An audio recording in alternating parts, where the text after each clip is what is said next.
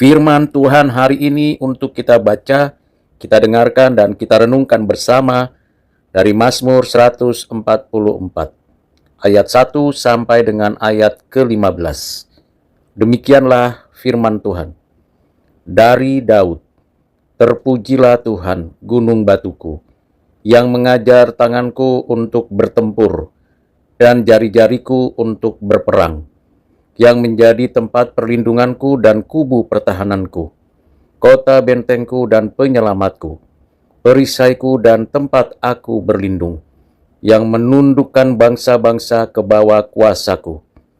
Ya Tuhan, apakah manusia itu, sehingga Engkau memperhatikannya, dan anak manusia, sehingga Engkau memperhitungkannya?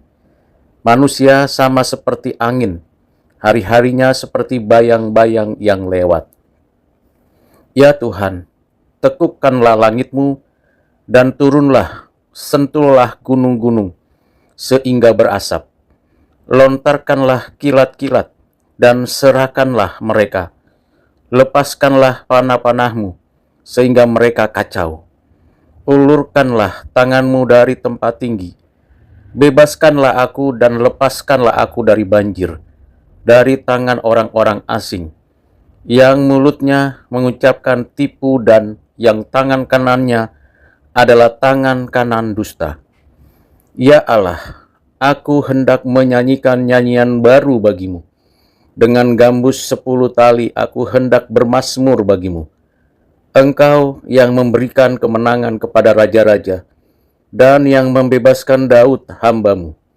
Bebaskanlah aku daripada pedang celaka, dan lepaskanlah aku dari tangan orang-orang asing, yang mulutnya mengucapkan tipu, dan yang tangan kanannya adalah tangan kanan dusta. Semoga anak-anak lelaki kita seperti tanam-tanaman, yang tumbuh menjadi besar pada waktu mudanya, dan anak-anak perempuan kita seperti tiang-tiang penjuru, yang dapat dipahat untuk bangunan istana.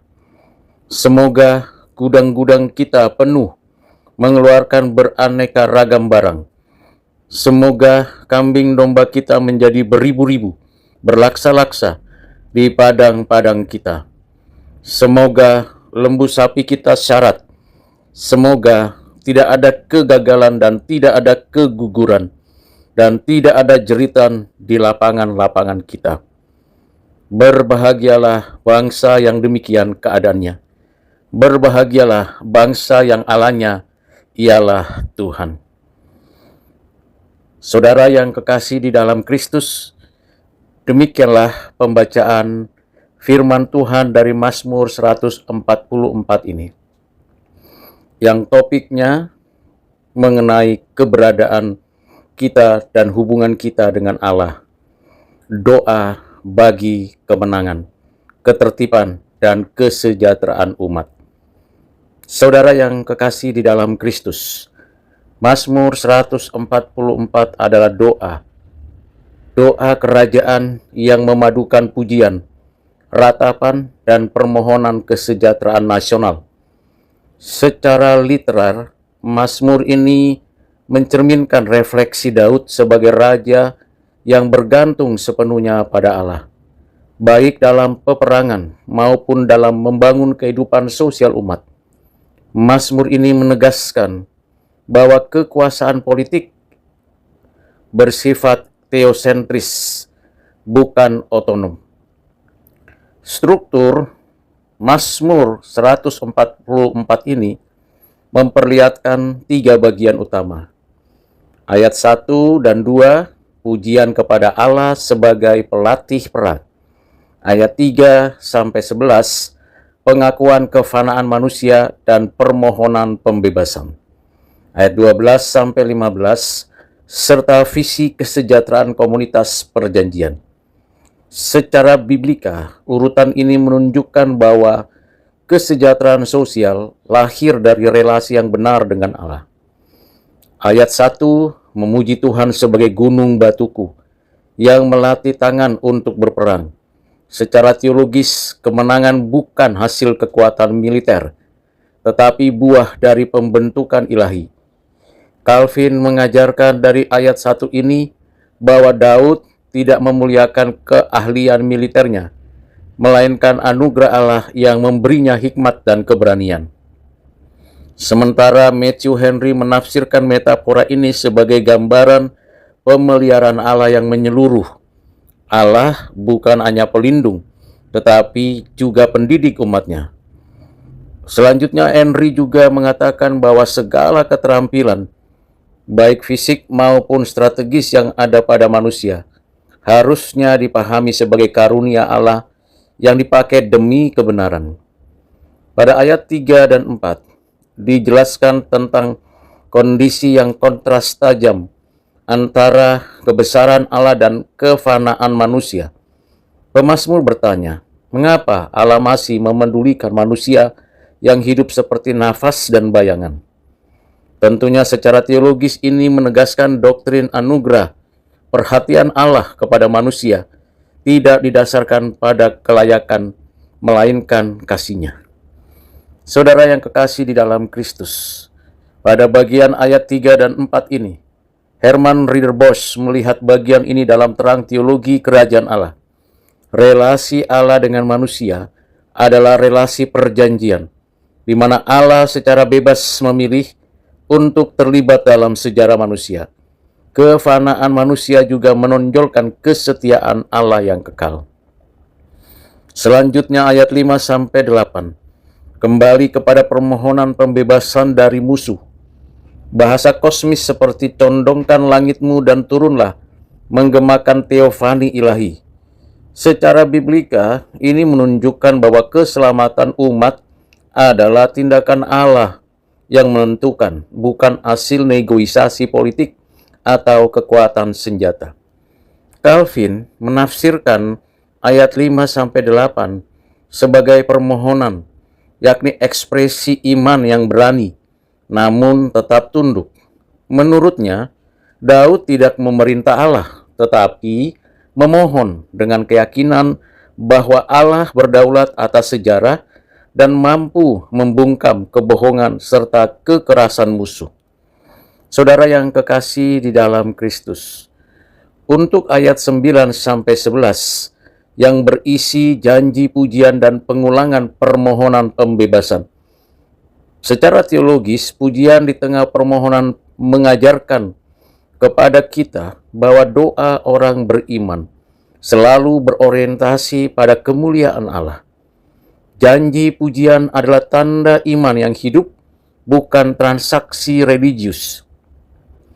Ayat 12-14, di mana fokus berpindah dari peperangan ke kesejahteraan. Anak-anak, keluarga, ekonomi, dan keamanan kota. Secara biblika, shalom atau damai dan sejahtera dipahami secara holistik, meliputi stabilitas keluarga, kelimpahan ekonomi, dan kedamaian publik. Herman Ridderbos memahami visi ini sebagai gambaran awal kerajaan Allah yang adil dan teratur. Kesejahteraan umat bukan sekedar berkat material, tetapi buah dari tatanan hidup yang selaras dengan kehendak Allah dalam perjanjiannya. Saudara yang kekasih di dalam Kristus, ayat 15 menyimpulkan Mazmur 144 ini dengan pernyataan teologis yang tajam. Berbahagialah bangsa yang demikian keadaannya. Berbahagialah bangsa yang Allahnya ialah Tuhan. Kebahagiaan nasional didefinisikan bukan oleh kekuatan ekonomi atau militer, melainkan oleh relasi yang benar dengan Allah. Dalam bagian ayat ini, Matthew Henry menjelaskan bahwa ayat ini membongkar ilusi kesejahteraan tanpa Tuhan. Menurutnya, bangsa yang makmur tetapi tidak mengenal Allah pada akhirnya rapuh karena kehilangan fondasi moral dan spiritual. Calvin juga menambahkan bahwa berkat nasional bukan tujuan akhir, melainkan sarana untuk memuliakan Allah. Negara yang diberkati dipanggil untuk hidup dalam kebenaran, keadilan, dan tanggung jawab di hadapan Allah. Saudara yang kekasih di dalam Kristus, Secara keseluruhan, Mazmur 144 ini membentuk teologi publik yang seimbang, iman yang bergantung kepada Allah, kesadaran akan keterbatasan manusia, dan kerinduan akan kesejahteraan sosial yang berakar pada kedaulatan Tuhan Allah. Setelah bagian-bagian ayat demi ayat dikupas, diberikan komentar dari para teolog, dan tentu dapat dimengerti karena dengan menggunakan pengertian sederhana, saya mengajukan 3 implementasi untuk kita lakukan setiap hari dalam hidup kita. Implementasi pertama, Mazmur 144 ini mengingatkan bahwa keamanan dan kesejahteraan bangsa tidak dapat dilepaskan dari integritas moral dan spiritual. Ketergantungan berlebihan pada kekuatan politik atau ekonomi tanpa fondasi etis akan menghasilkan ketidakstabilan jangka panjang. Implementasi yang kedua, bagi gereja, Mazmur ini mengajarkan panggilan untuk berdoa bersama bagi bangsa dan negara secara bertanggung jawab. Doa tidak hanya meminta perlindungan, tetapi juga memohon pembentukan karakter kepemimpinan, keadilan sosial, dan kesejahteraan keluarga sebagai dasar kehidupan nasional. Implementasi yang ketiga, Mazmur 144 ini mendorong orang-orang Kristen di negeri ini untuk sungguh-sungguh menjadi saksi shalom di ruang publik, membangun keluarga yang sehat, bekerja dengan jujur, dan berpartisipasi aktif dalam kehidupan sosial, sambil mengakui bahwa kebahagiaan sejati hanya ditemukan ketika Allahnya ialah Tuhan. Dari ayat-ayat yang sudah kita renungkan, saya jelaskan pengertiannya dan implementasinya. Tentu kita bersyukur karena senantiasa diperkenannya kita untuk berbicara, berdoa, berinteraksi dengan Allah pemilik hidup kita. Kiranya Tuhan menolong saudara ketika mengerti dan memahami firman ini, dan penjelasan yang sudah disampaikan kiranya bermanfaat. Bagikan dan berikan kedalaman hati untuk membaca mengerti firman Tuhan, dan bagikan kepada saudara yang lain apabila saudara mendapat berkat dari perenungan firman Tuhan ini. Tuhan Yesus memberkati kita sekalian. Amin.